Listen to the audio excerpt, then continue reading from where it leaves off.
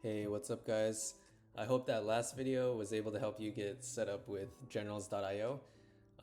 There's a couple more setup and administrative tips such as like some controls, settings, colors, and extensions, and just a bunch of other stuff for smoother navigation. But I think that'll probably be a lower priority for now. So anyways, I was thinking about which topic to do for episode 2, which is this one. And I thought about doing it chronologically, like based on what decisions and events that you're going to encounter from the game's start to finish. So naturally, the first one would be the leads. So I mean, like the first 25 turns, there's a couple different strategies that are effective. But actually, just for quickly learning Generals IO from scratch, I think it would actually be best to first take a bird's eye view, so you can at least start by being aware of what you even need to learn in the first place. So for today, let's get familiar with the general flow and structure of an FFA game, pun intended, and I'll talk strategy for each different phase of the game. So I'll throw in a couple of replays that we can review, but I'm not going to do too deep of a case study, at least not until later videos where I'll focus on a specific technique or concept in a lot of detail.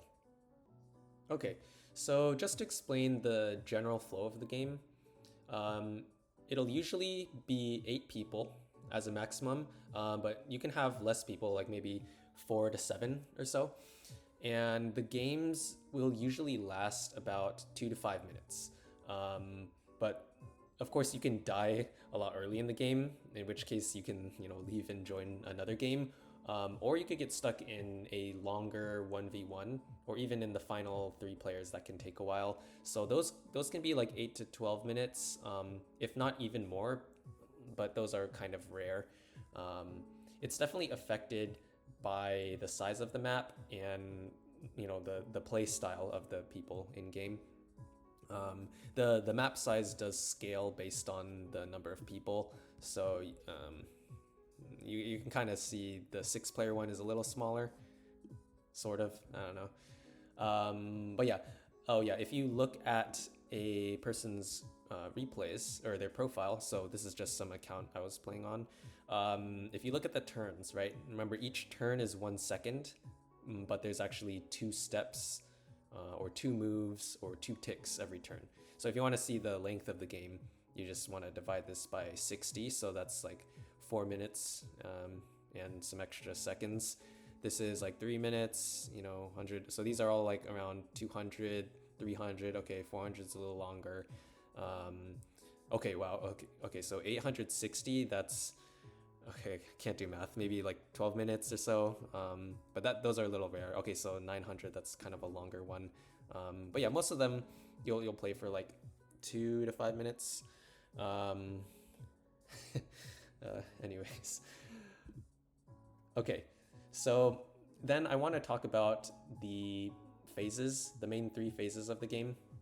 So there's the early game, there's the mid game, and then there's the end game, which is basically the final 1v1 when there's only 2 players left. So the way I think about the early game is this is usually like the first 75 turns, I guess. So I'm just gonna kind of scroll through this replay a little bit. This is the right arrow, by the way. So the first 25 turns, that's pretty critical because remember, turn 25 is when all of your land increases by 1. So actually, the lead you choose is going to be very important. So you could have like a standard lead, offensive lead, or like kind of hiding, I guess, or turtling lead. So the standard lead is maybe someone who's getting like 23 plus land. So actually, the most land you could have in 25 turns, if you're not attacking anyone, or if you're not killing anyone, is 25. That's the most land you can get. And definitely in 1v1s, you basically always want to get 25 land if it's possible. But for FFA, there's more leeway.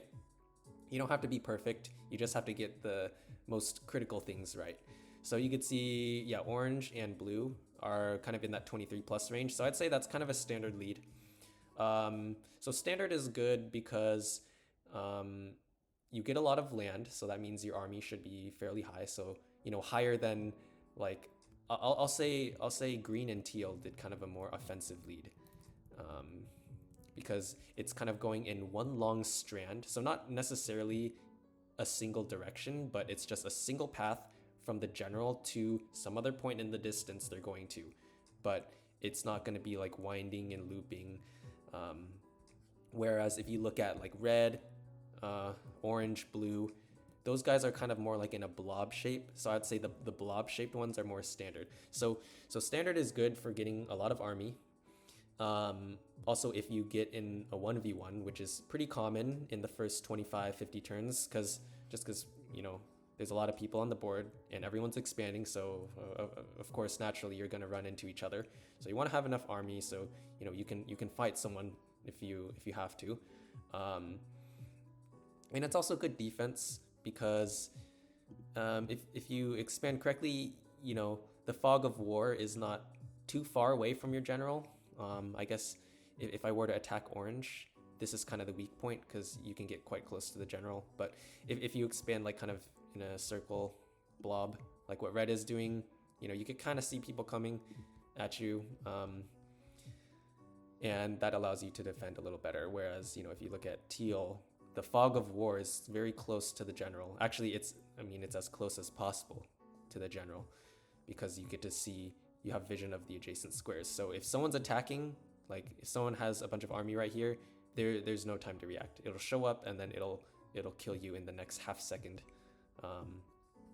So that's why standard it's a nice balance. You can kind of adapt your game as or adapt your play style as the game progresses. Okay, and then you can contrast this. So this is me from a while ago, I guess. I don't even know why I did this, but I chose a more aggressive lead. So you could see I'm leaving when there's 19 troops on the army, or 19 troops on the general. So it's actually impossible to get 25 land after the first 25 turns, barring killing anyone.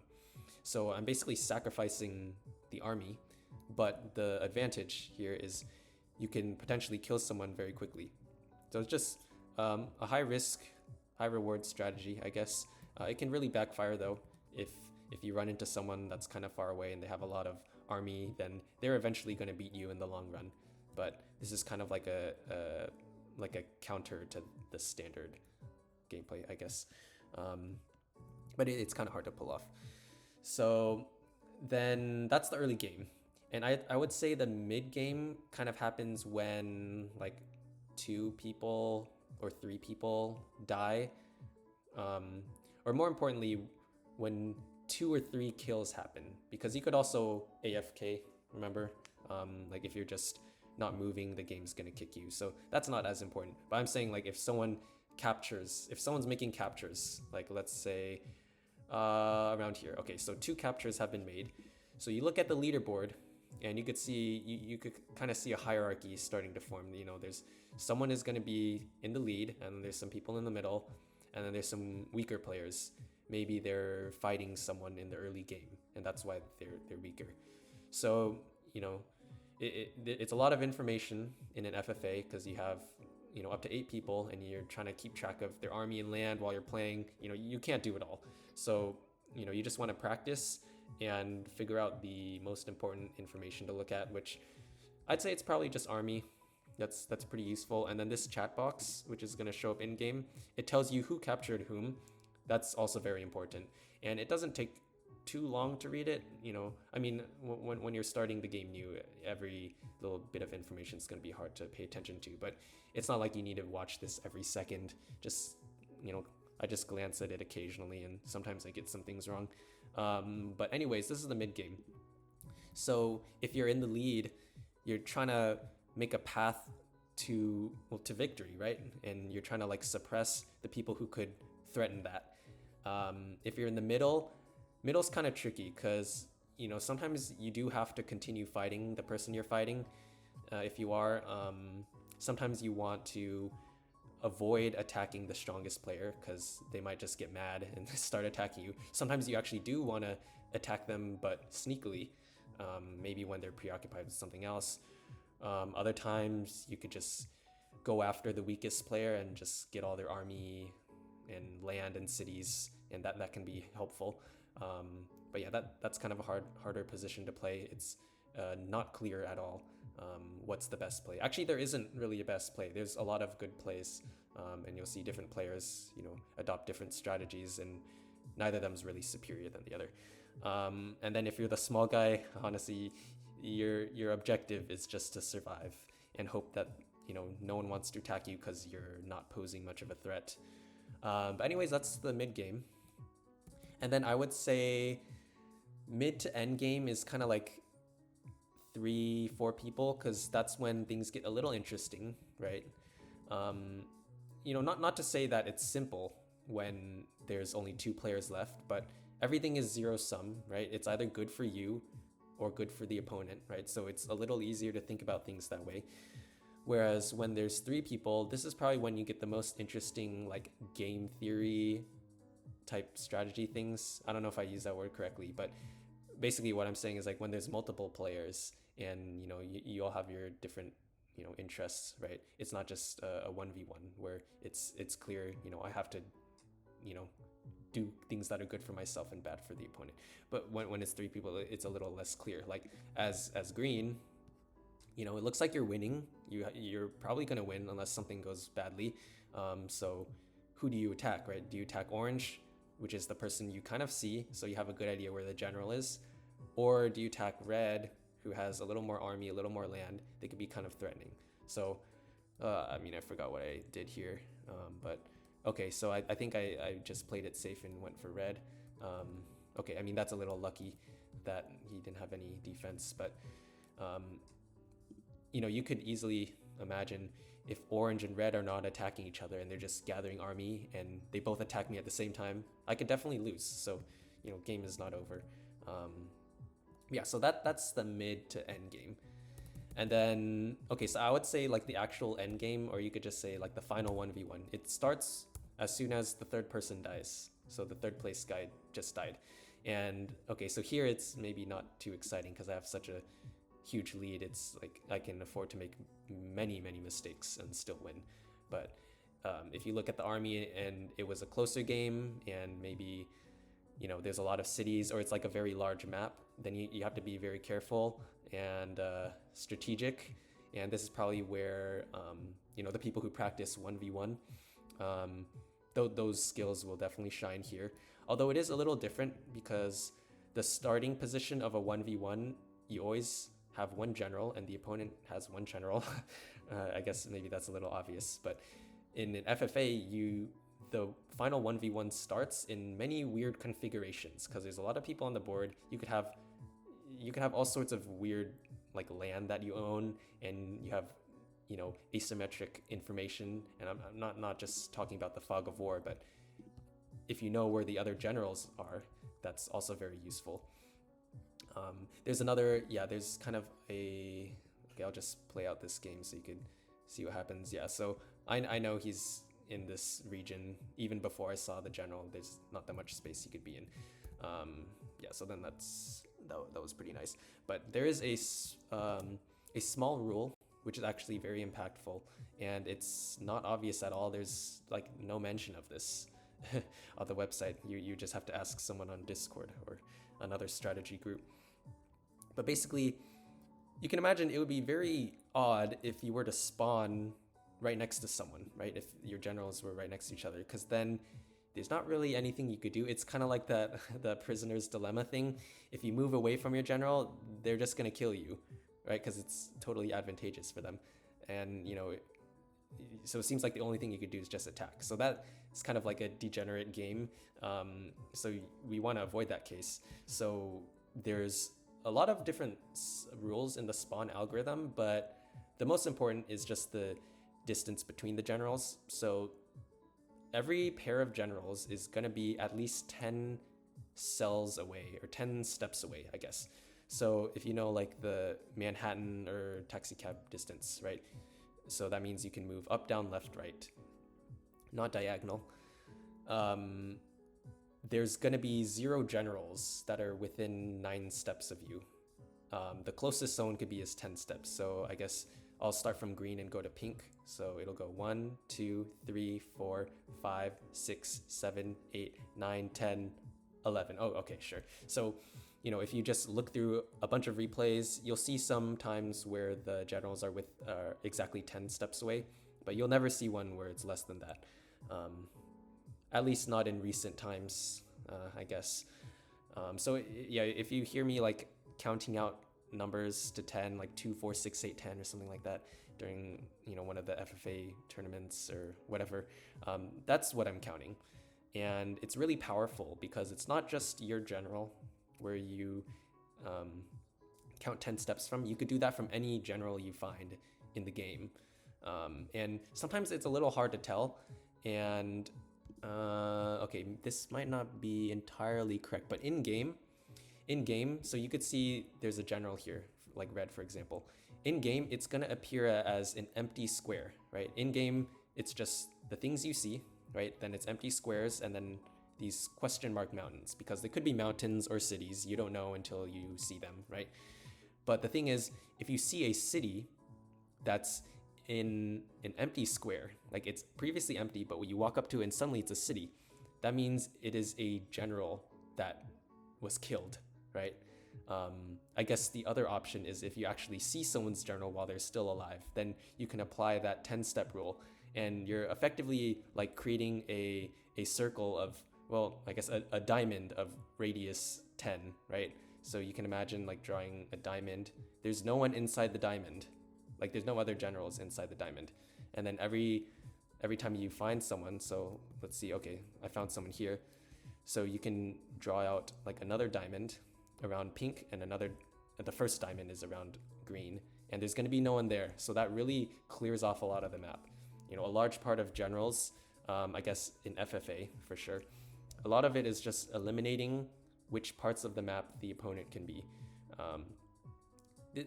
I guess, yeah, this applies to the final 1v1 as well as in the mid game too. But definitely in the final 1v1, because you could definitely be spawned very far away and you have not a very good idea where the opponent is. So you're both trying to, you know, frantically search the map and find out where the other guy is. So, you know, you could use this little trick to expand and find their general more effectively. Yeah, okay, so those were the 3 phases: early game, mid game, and end game. And what I'm gonna do here is go over a couple more examples, and we're gonna, you know, try to evaluate, you know, what are the strategies, you know, what should you be thinking about in each of those sections of the game. Okay. So yeah, this first game was more to serve as an example for the early game and the mid game. So kind of how do you have an aggressive lead and how do you snowball if you happen to get some good fortune in the beginning. The end game wasn't as interesting, so that's why I've selected some more examples to highlight those. Okay, so here is example number 2. And it's an 8-player game, so a little more common as what's gonna show up. And okay, by the way, if you click on this eyeball for the POV, you can see the perspective of the player. Each player actually has a different orientation they see in game as like a slight anti-teaming, anti-cheating mechanism. But anyways, let's take a look at this. And remember, we want to evaluate what am I doing in the early game, mid game, and end game. So this is another account I was using. So I'm green, and yeah, we're just gonna quickly speed through these first 25. There we go. Okay, so I'd say, yeah, so green, purple, to an extent, teal and maroon are standard enough. They kind of get land, maybe could have gotten a little more, but nothing too aggressive. This guy's AFK, so he's going to be kicked from the game at turn 60, usually. Everyone's kind of doing more or less standard, nothing too crazy. Okay, so then, yeah, so I was saying there's a couple of situations you can find yourself in the early game. You can be like red and teal. You know, you just, if you happen to spawn next to someone and everyone's expanding, you know, you're gonna run into someone. So you have that 1v1. And the big question here is, you know, do I want to, well, first of all, am I winning or losing the 1v1? You generally just, you know, look at the army, and you know, if it's in a vacuum and no one else is attacking you, then yeah, it's kind of a zero-sum game. You want to make sure you have a lead over the guy you're 1v1ing, you know, whether you're colliding armies or not colliding or whatever, you kind of want to be in the lead. So that's the first question. And then the second question is, you know, when is someone going to attack me or both of us, really? So, okay, so he kind of messes up and, you know, puts way too much army away from his general. But yeah, you can either, there's two outcomes, I guess. One of the people 1v1ing will kill the other, or you have someone entirely different who will kill one of them. And maybe they'll kill the other one, or maybe not. Maybe the person who survived the 1v1 can revenge kill the third party guy. You know, that can happen too. Lots of different interactions here, but you know, anyways, red gets a kill, sure. And then if you want to look at the other players, everyone is kind of, you know, independent. I guess maroon and pink start a 1v1, and this is going to be very painful because they're farther away. Well, before maroon got the city, they're pretty even in army, so this is going to be a very long 1v1, unless some third-party stuff happens. So yeah, they don't end up really fighting, but if they were to fight, it would take probably a long time for one to beat the other, unless they just play very aggressively. But anyways, okay, so I was focusing on maroon and pink there, kind of missed the rest of the game. There's an important thing to look at right here. So back to turn 25. Let's take a look at green and purple. They both are kind of in the same situation. Haven't run into anyone, and you have a couple of options. You could either get a little bit of land like purple is doing, or you go for that early city like what I'm doing here. Early city is risky because, you know, you're losing all your army, and if anyone comes in with like 10 troops, they're gonna kill you. But then the advantage is you can, you know, if you wait just another like 30 turns or so, then you can be quite effective in attacking. Like I'm very much ahead of pink in this situation because of the city, even though the army is the same. So yeah, and then yeah, purple does end up getting a city eventually, but yeah, so this is kind of the mid game, I guess. This guy doesn't really count, so there's like 5 people on the board, and you could see blue is very strong. Red was strong, but then blue killed him, so blue is very strong. And then there's kind of these, I guess all 4 of these people are kind of in the middle of the pack. And then one thing that's kind of good about the cities is it's not immediately obvious when someone has a city, so it's kind of like you know, a hidden advantage. There's no display of it. All you see is army and land. What you can do is count how much the army changes every turn, and if you only have your general, it'll increase by 1. If it increases by more, that means you have cities, so you could count those. You know, obviously this means you're not attacking anyone. If you're attacking someone, it's a bit harder to count, if you can even count it at all. But anyways, I have this city that maybe pink doesn't even know about, and here's another like kind of pattern that comes up a lot. So I'm actually not attacking pink. I'm letting pink attack first, because if I'm defending my general, then his army takes a while to reach my general, and in that time the city and the general are ticking up by 1 every turn, so I have that defensive advantage, and then I just kind of counter push him right here. So I don't know what he's doing with this attack. He might turn around and find my general, so I have to be a little bit careful. But once I collide, then I'm very much in the lead. He has no way of attacking me, and I mean, I can't immediately attack him, but in like 20 seconds it's going to be over for this guy. Anyways, I don't know where his general is. You know, that's another big part of the game.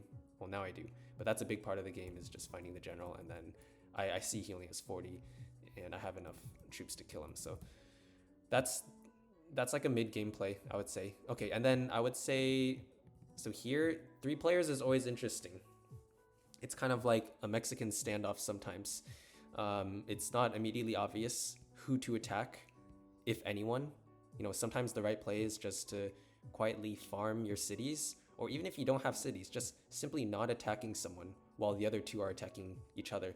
That sounds pretty great, right? I mean, obviously it's hard to guarantee that every time, and sometimes, if someone's attacking you, you're gonna lose army regardless. But even then, there's still some plays you can make. Like, you could just be really defensive. Like, if someone attacks you, you're always gonna block it, but you're never gonna invade their territory. And that seems kind of lame, but sometimes it's useful because other players might not see you as much of a threat. And that's what comes into play here. So if you take a look at the status of the game, purple is in the lead, green is in the middle, a little bit behind in army, a little bit down in cities, and very much down in land. And then maroon's in an interesting position because they do have low army, low land, but their troops are very concentrated, which is actually a direct effect of the low land. Their troops are not as spread out, and they have quite a bit of cities here, so they're not really losing. I wouldn't say it's pretty close. Like purple is purple is leading an army, but they haven't won the game. Like if green and maroon attack purple, then it's over for that guy. But you could see, okay, so maroon's expanding, whatever. But you can see green. I'm making a lot of moves here, just getting all the cities, because cities are great because they give you that long-term like army bonus, but it's also simply that principle of not attacking the opponent. So you could see like maroon kind of jumps the gun here. Sometimes you gotta have confidence in yourself and attack the stronger player, but other times you kind of don't want to do that. And you could see, like, if I'm purple here, I'm thinking, okay, I could probably win this game because I have the most army, but it's going to be tricky. You have to get through two people. And you see this maroon guy coming with 60, and you're like, oh, that's kind of threatening. I should probably, maybe I should probably attack maroon. Like, purple is thinking, who do I attack? And then maroon kind of answers the question. And then, yeah, this is even worse for purple because maroon actually sees the general. So that's critical because if maroon wants to kill purple, it's not that far of a path and they know exactly where to go. Purple can't really see it coming because the fog of war is kind of close to the general, so you don't know if he has like 300 army right here. You don't know what the heck maroon is doing, so that's really scary. And I believe you're gonna see, so you're gonna see me kind of peeking over there, but like, I mean, that is a little threatening because of the sheer army, or not really sheer, but relatively more army compared to maroon. But if I'm purple, I'm definitely saying maroon is the threat here, so let's try to kill maroon. Oh yeah, and then he like gets really close to killing, really close to killing. Yeah, and then so here's what's kind of interesting is I'm actually I don't remember exactly what I'm doing, but if you pay attention to the leaderboard, you can tell who's attacking whom based on how the army and land changes. Not to get into the specifics of that, but so I can attack purple because I know they're fighting, and you can even see here, like, okay, purple kind of retakes that, but like if you're putting yourself in purple shoes, I would still say maroon is more threatening. Like green hasn't really attacked you, well, until the fucking 389 shows up out of nowhere. But that's because I know they're fighting, so purple's not going to be able to respond to me. And there's one of two outcomes that's going to happen. This is from my perspective as green. So either, purple is going to kill maroon because, he's stronger, in which case it's a good thing that I started my attack early into purple because that's the guy I need to beat. And then the other case is, I guess maroon gets lucky and kills purple. And in that case, I'm not too worried because sure, maroon's going to get all this land, but I kind of know where maroon is. I know he's in this bottom right corner, so it's not going to be... I would rather have to fight this guy than fighting purple who's too strong. I guess the third case is they fight each other and neither kills the other, which actually I think that is what happens here. And then I'm able to get this well-timed attack into purple. Like, it's not really that much army. Like, if you look at the total army, 180 is not like a crazy amount, but it's enough because it catches this guy kind of off balance. Actually, it's not enough now, but I followed up pretty easily. And then, yeah, so I'm able to kill purple because of the help from maroon, but the important thing here is now the final 1v1 starts, because, you know, that's when the third place guy died. But I have such a big lead because purple was distracted by maroon, and maroon was never that strong to begin with. So, you know, it's just pretty easy win for me. I just got to be a little careful on the defense, but once I see that 192 going the wrong way, it's game over. And, you know, I hope I didn't make it sound too simple, because, you know, there's plenty of ways it could go wrong. But if you can avoid the fight, you know, sometimes that's quite effective. Okay, let's see, that's about it. Yeah, so that was some interesting mid-game stuff. And we're gonna take a look at this last replay. I think this one's a little more recent, within the past like month or so. So I'm blue in this situation, and we're, you know, gonna go through the same drill, look at the 3 different phases of the game. And I guess, yeah, this is a good example because it's a little different than the others. So I start off with not quite a standard lead, 15, leaving with 15 armies a little late, I'd say, leaning towards the offensive side. But it puts me in a good position versus orange. But the problem is I didn't know green was here, so now it's very tricky. It's almost like the final 3 players, but in the very beginning of the game, because you don't really know who to attack. If you fight someone and fail to kill them, now both of you are very weak, and that's bad for both of you. Even if you kill them, someone could, you know, kill you right after because they know you're preoccupied. So for me, usually I would not fight either party, at least until I get more information. Okay, yeah, and then you could see this guy gets kind of surprised by teal, who's taking a more offensive approach, I think. Yeah, so teal did a more offensive approach, and then green was just not ready for that attack. He could have defended a little better, but anyways, that's not the point. So then you could see I'm not expanding in a long tendril going somewhere. I'm actually kind of just going kind of like, you know, the snake game, right? And the point of that is I do want land, because land will equal army. But I would like to not fight anyone. And even though I get that border with pink, I'm just gonna be like kind of pacifist and not fight him unless I have to. And I don't know what situation pink is dealing with.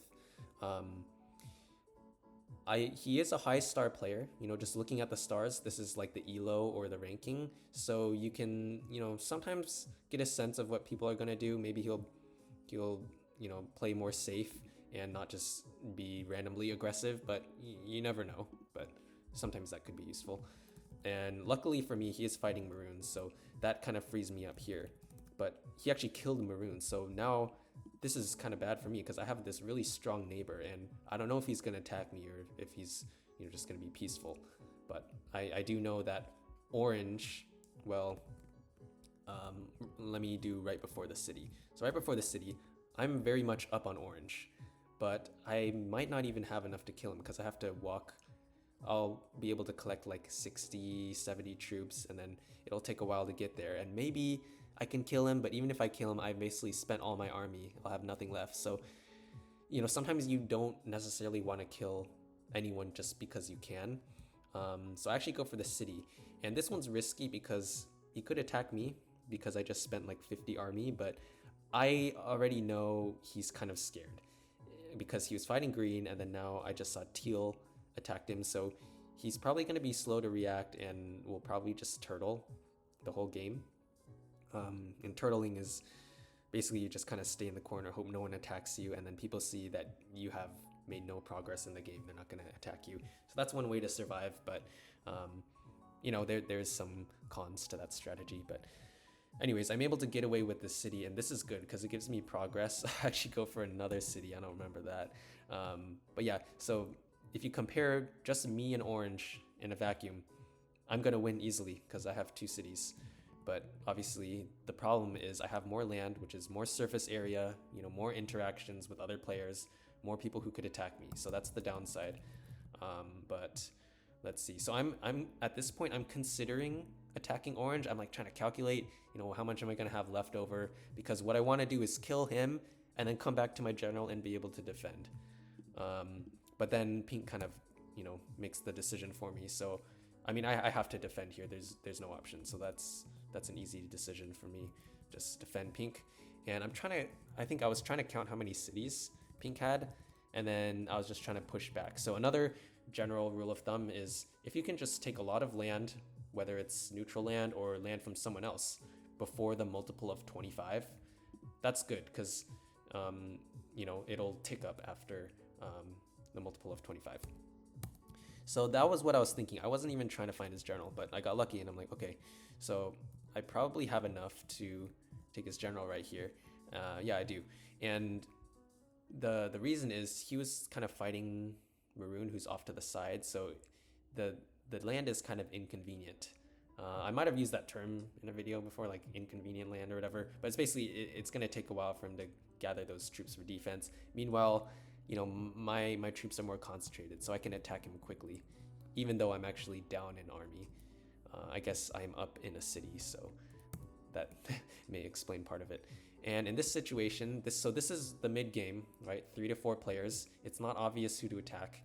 So Teal's the strongest, and he could be threatening to me. He's quite close to my general. Red is second strongest, but Red is really no threat to me at all. Like we're very far away, and there's not much of a reason to attack. Actually, Orange is a pretty big threat because we've seen each other on like turn 10 or whatever. Okay, maybe not turn 10, maybe turn 18. So we know that our generals are close by. So I got to be very careful about this guy because he has 195 troops, but unlike me, all of his troops are on a single square, basically. So that's very threatening. It's like he can attack quicker because even though my number may look high on paper, it takes a while to like collect the troops. You could think of it like the troops are not organized, or you know, like entropy, right? Ideally, you want your troops to be like all in a single place. Generally, that's a good idea. But obviously, you can't always do that because the troops are going to tick up every 25 turns, and you literally just don't have enough moves to do that. So actually, yeah, here I was considering attacking Orange just to get a kill, because there's some benefits to getting a kill if you care about like certain rating systems. But anyways, I was considering doing it. Obviously, I can do it. Look, he has 170. I have 216. So what? Seems like an easy decision, right?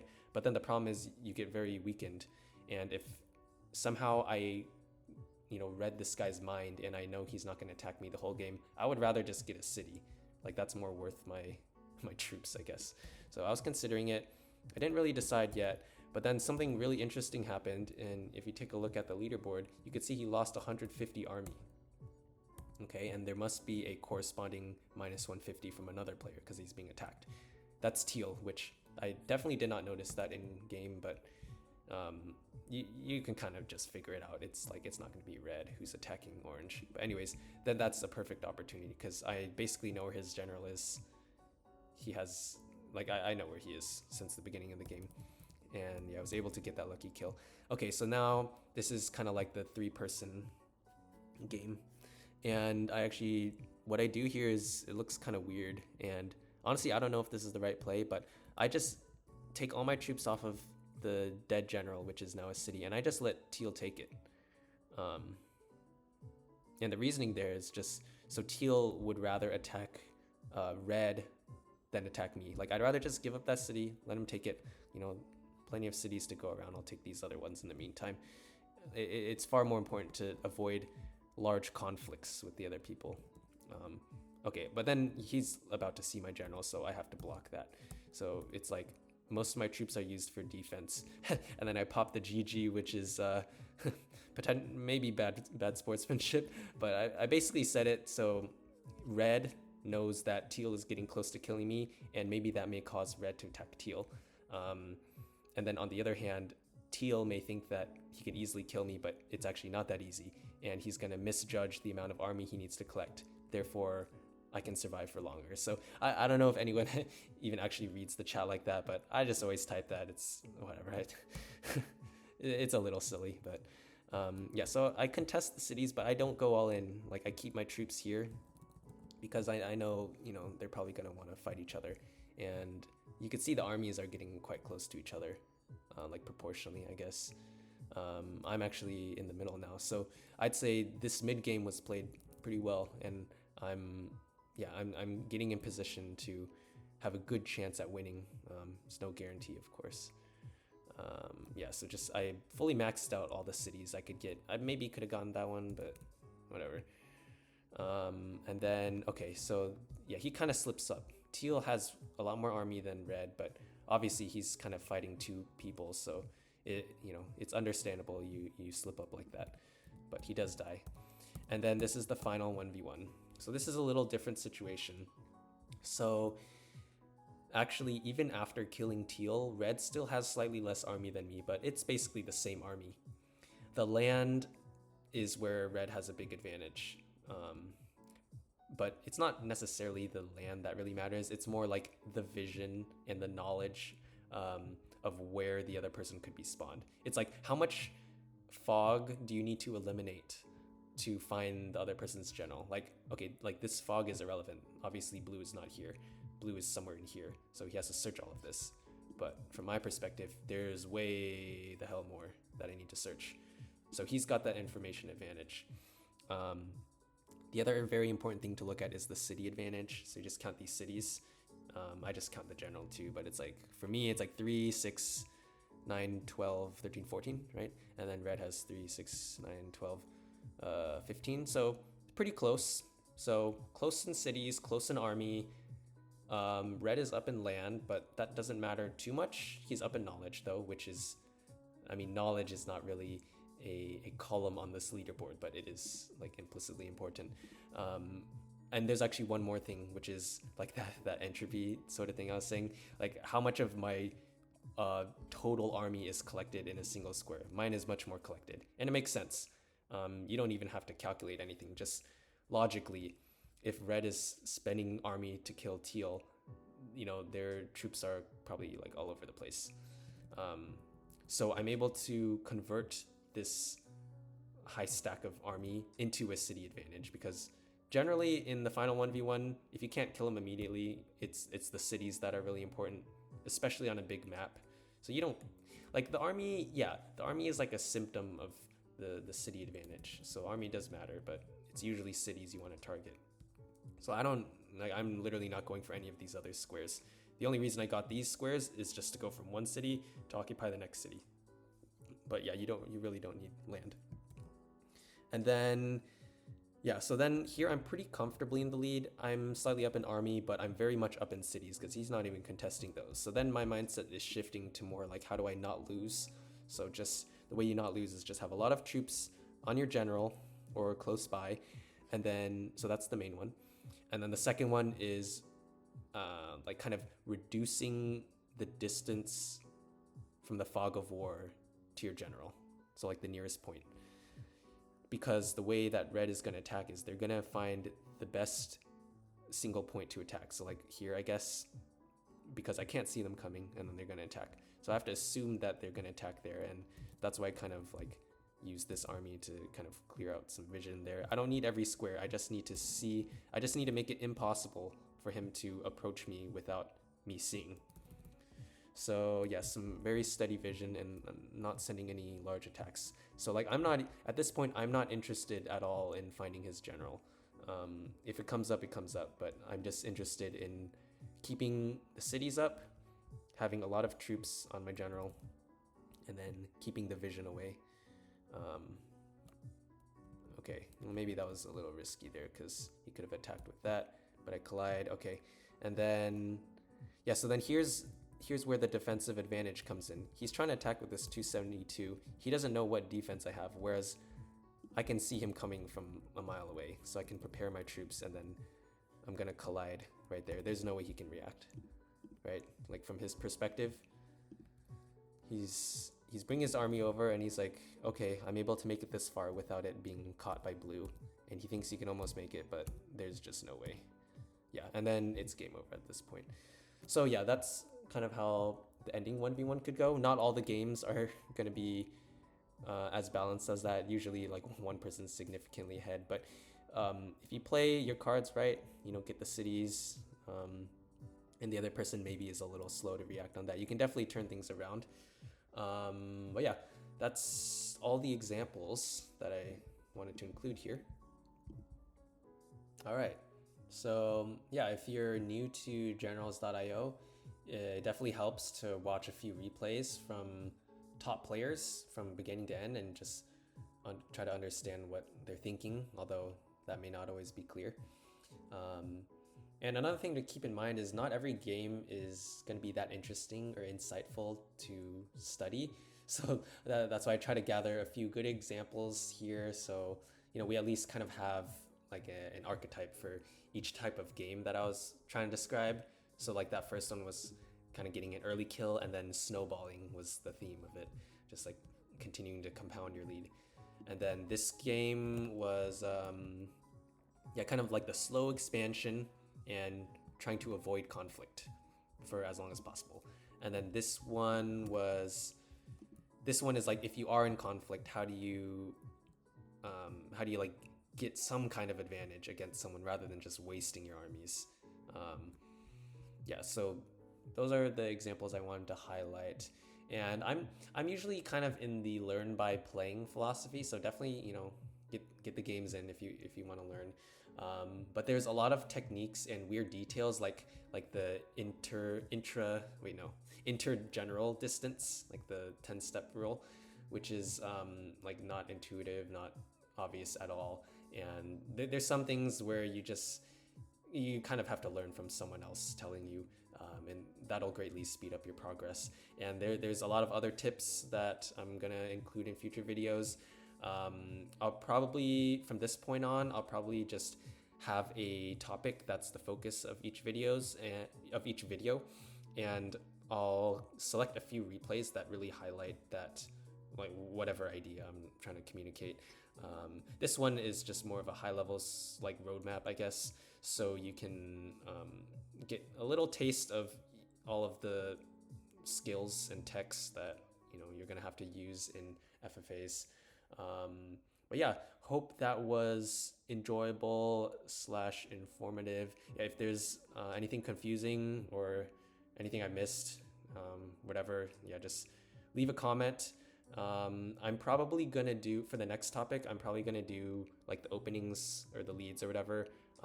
If there's something you guys really want to see, I'm open to suggestions, but that's the plans. Okay, see you guys in the next video.